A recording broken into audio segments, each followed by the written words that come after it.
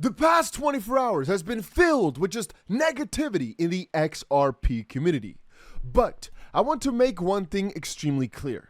I'm still here. I'm going to stay here. And I'm extremely bullish still on XRP and quite a good handful of cryptos. I must say, guys, throughout my time, there have been many people who try to shut down my investment ideas or state that, for example, XRP is dumb and I shouldn't hold it. But I always tell them I invest into these things for the fundamentals, in the sense that I understand that over a span of a couple more years, this is a proper buy to have. And I always argue, if not XRP, if not one of the other cryptos I sometimes mention, then what do you recommend me to buy? And this is not because I want their financial advice, but I want an honest opinion on what exactly is a smart investment.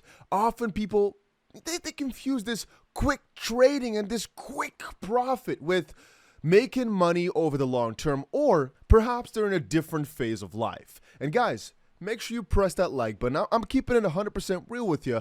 People are always in a different battle, in a different race. And one very important one is the difference between making your money and keeping your money and making your money work for you. So the accumulation of wealth, which is a lower phase than the preservation of wealth, so to speak. And when I often speak to people, they confuse this idea of, hey, I need to make a ton of money fast versus, okay, let's say I've got this money. How do I make sure it just basically keeps getting more, but that I don't lose it all either? And I've told you this before, I think XRP is a good middle ground where I still think it's going to make people a ton of money, but more importantly, is just not going to lose that many people money, again, following my own opinion. Whereas the dollar always goes down. Every single day you look, might be up for that day, but over a period of time, it goes down. Gold, it literally stays the same throughout all decades. So yeah, it's a good preservation, but you're almost guaranteed to not make money on gold. You're just going to keep it. So if you're poor now, you're going to be poor in 20 years from now. But also, they can take your gold away from you. I never really liked that. If they ever have this initiative in their heads of let's take away the gold from the people, they can, because they can find it. And if it's aligned, they can seize it.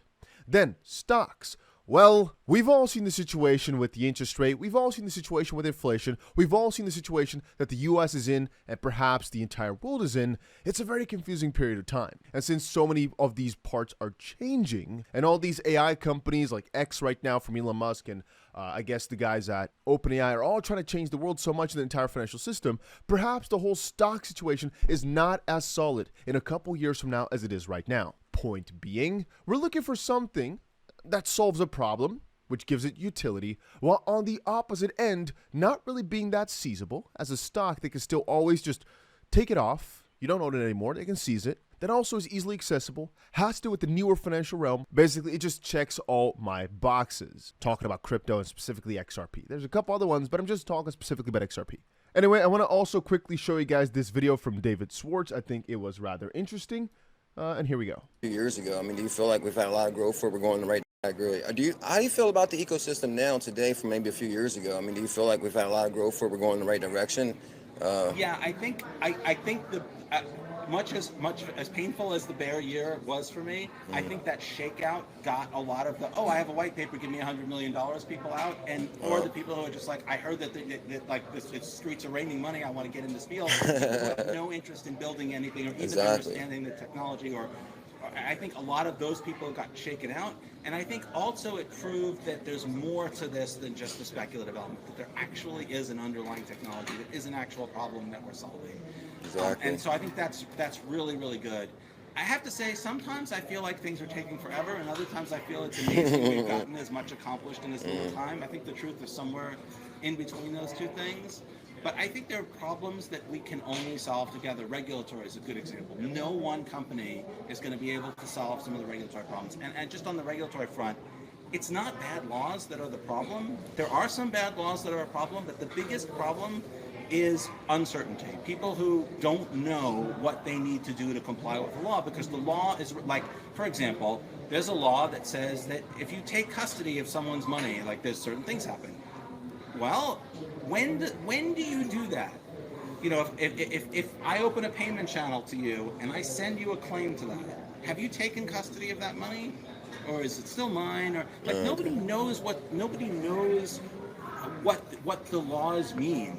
And there's a serious risk that people will be told, oh, you should have known that you were breaking this law. And so we looked at that law and we honestly could not figure out, and no one's going to put millions or billions of dollars into a business when there are those kinds of risks.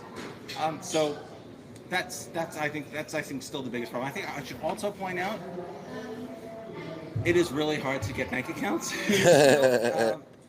That's another problem. There are hundreds of legal businesses every day that can't operate or open because they either can't get a bank account or lose their bank accounts. Some change has to happen to that, and that is on the government to fix. These look like private banks making private decisions about what customers they'll do business with, but that's not what's happening. What's happening is it's legal uncertainty and it's legal risk that they're mitigating. And it is on the government to fix the laws so that legal businesses can get banked. And I think if you talk to people in this business, they'll tell you regulatory uncertainty and the inability to get banking connections are the biggest obstacles. But you said the banks. Anyway, hopefully you guys enjoyed that little section right here. Because that's David Schwartz. And he gave a good summary, and I couldn't do it better. It inspired me to make a video here. He kind of encompasses everything. First of all, just know what you're busy with here. Understand the problem, understand the fix, understand where the friction lies, and also understand how things are changing and how things need to change, which is why, again, we invest in this quote-unquote technology. Ripple, for a good part, is fixing a lot of problems that have been around for so long and don't have to persist, but they still are. From the regulatory field as well, XRP is one of the only cryptos with clarity. Matter of fact, the only crypto with clarity in the US, and it still seems it was all deliberately done that way. Again, what he says about these banks, you think all these guys are not just trying to maximize profits? Of course they are. This is all a layer above them. He's also describing this bear cycle. David Schwartz knows as well as any other how the cycles in the crypto space usually work. Right now, we're at one of the lower periods. Soon enough, we're going to be going into a bull season yet again. I mean, it's as simple as ABC. And so what we do now in this bearish period is not be like, panic, should I sell everything? But think more so as to, hey, when exactly should I be buying more? Is that right now? Is that a proper idea? To me, it is, right? To me personally, perhaps to you, it's not just quite yet, but I've already got some good holdings that I'm just thinking of how to increase them further without too much risk. The risk there being that I got too high of an average price, but as long as I buy consistently, that doesn't really matter. So usually I don't look at the price too much. I just try to buy it every single day. And as long as I do that every single day, I am pretty hopeful that if I look back a couple months from now, I'll be in massive amounts of profits. I've done this for about a decade, for 10 years. Most of my days in crypto that I've been actively investing, I have bought. There are not many days that I ever skip. And the fun part about it is very hard to be at a loss because these peak days are significantly shorter than these down days, but vice versa. If you just continually buy the dip, every single time you get to a peak, which is nearly inevitable, you're in profit, you're able to make money. If you don't agree with me here, answer this question. Do you think that if you're buying XRP right now at 69 cents or Bitcoin right now, whatever, that you will never in the history of this asset ever see a higher price? If your answer is no, I don't think we'll ever see a higher price, then there's no point in discussing. If your answer is yeah, probably, but maybe something else is going to do better, now you're asking the right question because that's exactly the only thing I'm thinking about.